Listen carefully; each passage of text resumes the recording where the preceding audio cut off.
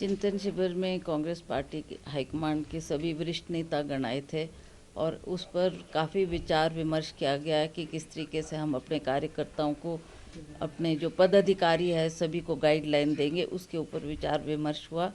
और उसी के संदर्भ में आज हम ब्लॉक कांग्रेस कमेटी और डिस्ट्रिक्ट कांग्रेस कमेटी के सभी सदस्यों को बुलाया ताकि उनको भी हम वो गाइडलाइन दें और उसी के मुताबिक फिर सभी अपने अपने कार्य क्षेत्र में जाकर काम करना शुरू करें।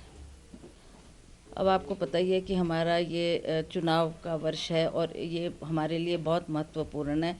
तो इसमें हम संगठन से भी बातचीत कर रहे हैं, सभी जो हमारे पदाधिकारी हैं उनको भी जिम्मेवारी देंगे ताकि वो क्षेत्र में जाकर काम करना शुरू करें। और जो हमारे को निर्देश मिले हैं चिंतन शिविर से, उन बिंदुओं पर भी प्रकाश डाला जाएगा ताकि सब उसी के मुताबिक काम करना शुरू करेंगे। हम काफ़ी आश्वस्त हैं अपने काम को लेकर और जितने भी हमारे पार्टी के उम्मीदवार हैं, अभी तो इस बात का तय नहीं हुआ है कि किसको टिकट मिलेगा, पर फिर भी जो लगता है जिनको कि हम को कंसिडर किया जा सकता है वो अपने अपने क्षेत्र में जाकर काम कर रहे हैं पार्टी के लिए। हर गांव में, हर डोर में उन्होंने दस्तक दी है। तो मुझे लगता है कि अपनी अपनी बात करने में वो उस बात को लेकर हर इलाके में जाकर अपनी बात कर रहे हैं, वर्कर से मिल रहे हैं, कार्यकर्ता से मिल रहे हैं और जो हमारे आम व्यक्ति है उनके दरवाजे भी उन्होंने जाकर खटखटाए हैं ताकि कभी ऐसा बोलने को ना मिले कि बीजेपी के लोग आए या आम आदमी पार्टी के लोग आए, कांग्रेस का कोई वर्कर नहीं आया। तो इसी बात को ध्यान में रखते हुए वो सभी क्षेत्र में जाकर अपनी आवाज़ कहने में उन्होंने इसकी शुरुआत की है।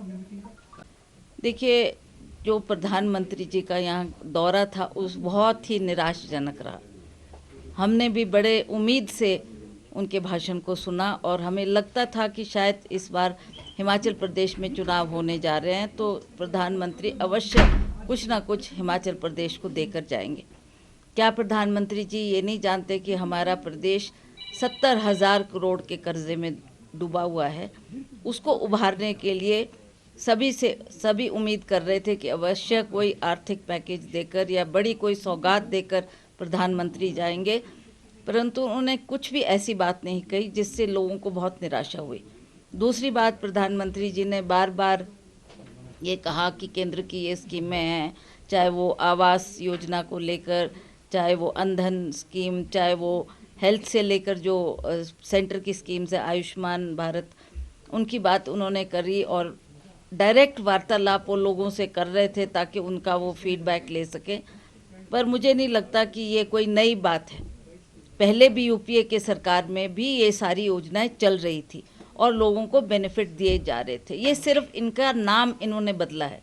जैसे इंदिरा विकास योजना के तहत हम भी लोगों को घर बनाकर, कांग्रेस की सरकार उन गरीब लोगों को घर बना के दे रही थी और अब उन्होंने उस इंदिरा विकास ग्राम विकास का नाम बदलकर अब इन्होंने अपना नाम देकर ये दर्शाया है कि हमने किया है।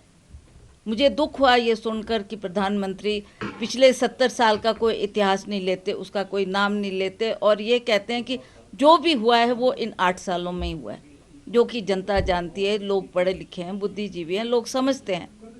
जो पूर्व सरकार के द्वारा भी काम किए गए वो भी नज़रअंदाज नहीं की जा सकते।